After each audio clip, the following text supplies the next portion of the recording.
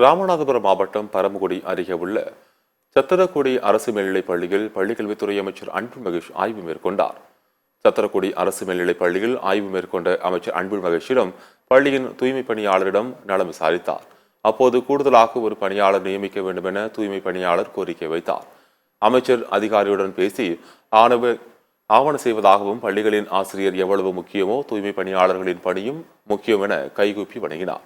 பின்னர் மாணவிகளை சந்தித்து குறைகளை கேட்ட அமைச்சர் 10 மற்றும் 12ஆம் வகுப்பில் நன்றாக படிக்க வேண்டும் என அறிவுரை வழங்கினார்.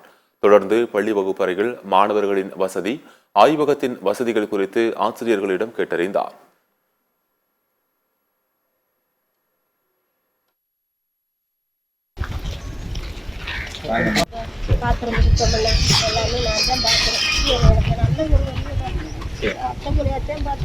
ஒரு பள்ளிக்கூடத்துக்கு டீச்சர் எவ்வளவு முக்கியமா உங்களை மாதிரி யாரும் முக்கியம். நீங்கெல்லாம் சேர்ந்ததுதான் பள்ளிக்கூடம்.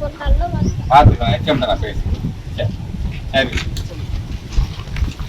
2-3 பிள்ளைங்களை போய் படிக்க சொன்னேன். நான் படிச்சு காட்ட சொன்னேன். தெளிவா படிக்கிறாங்க. அது சந்தோஷமா இருக்கு. நன்றிங்க. தேங்க்ஸ். பாருங்க, நான் பேசுறேன்.